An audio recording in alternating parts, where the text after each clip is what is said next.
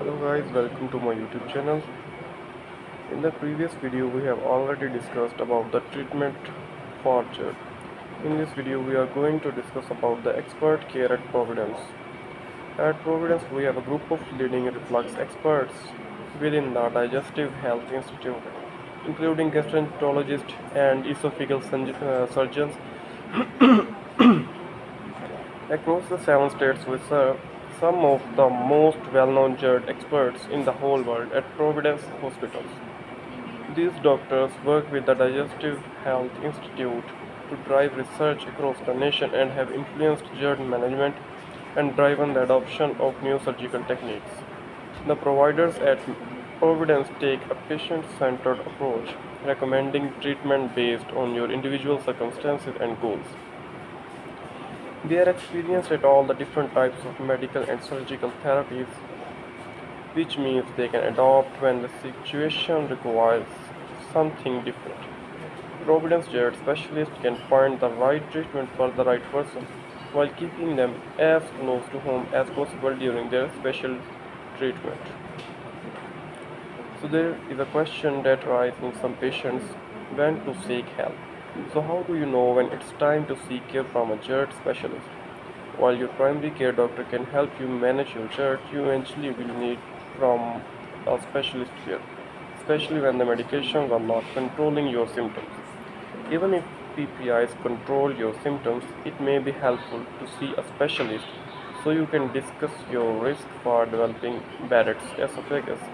Barrett's esophagus is a precancerous condition caused by GERD that can cause you to develop esophageal cancer. So you don't have to just live with acid reflux. Seek help from the Providence Digestive Health Institute, Dr. Day. Point doctor.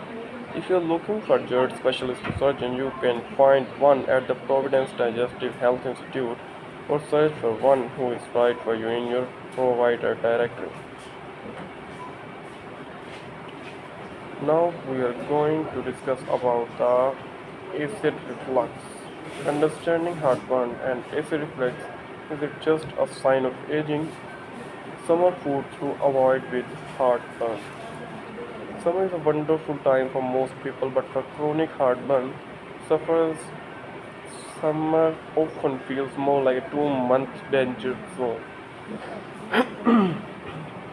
Foods that you wouldn't even expect can end up keeping you up at night because of heartburn or acid reflux.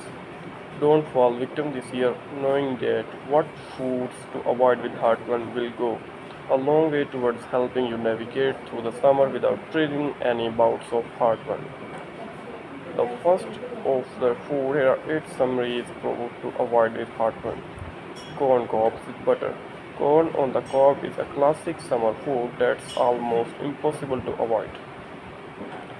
By itself, corn is not necessarily a heartburn trigger, but by slathering it with butter, a notorious heartburn trigger, you're pretty much asking for a disaster.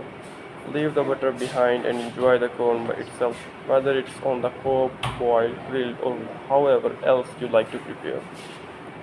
The next point is beef kebabs.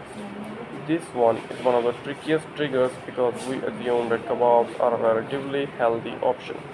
Unfortunately, chronic heartburn doesn't care too much about healthy something.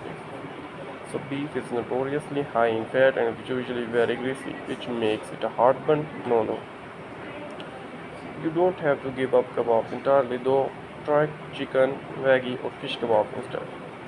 The next food to avoid is French fries.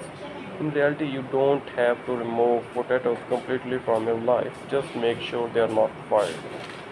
There's nothing wrong with opting for a baked up potato or baking your French fries.